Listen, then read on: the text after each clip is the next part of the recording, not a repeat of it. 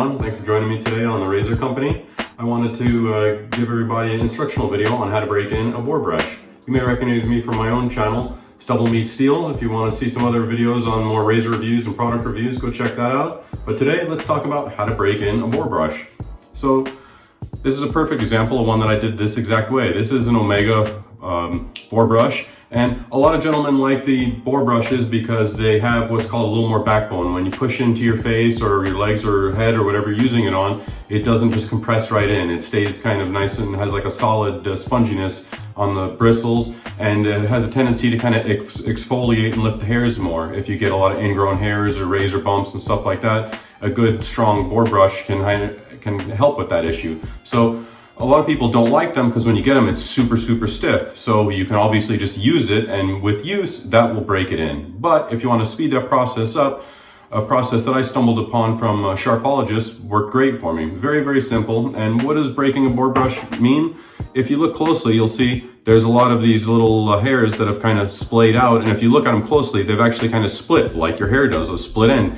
And on this, that's what you want. It makes it very soft and almost more like a synthetic brush, or just feels much better on the face, but you still get that backbone and you still get that exfoliating. And then instead of one bristle, you have that many more because they've split. So you have double essentially.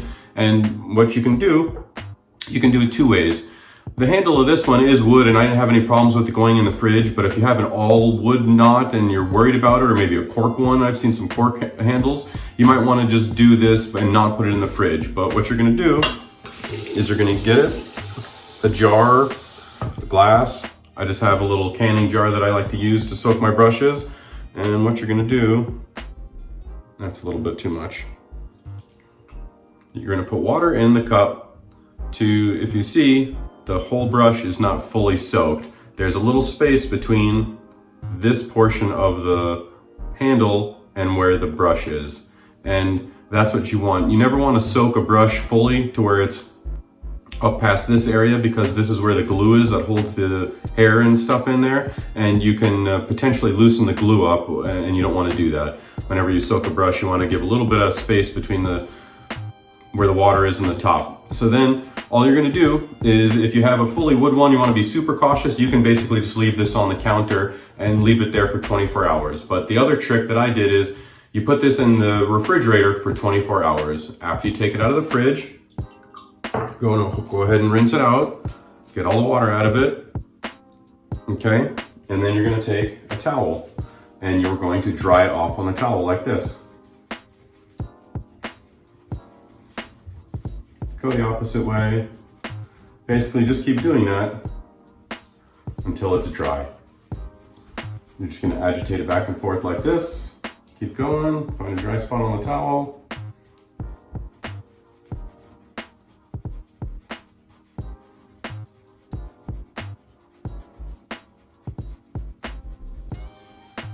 All right. That's pretty good. And as you can see, it's pretty much dry again. Now, what you can do is that same exact process again. You're gonna go ahead and put it in your glass, a little bit of water dumped out, but that's okay.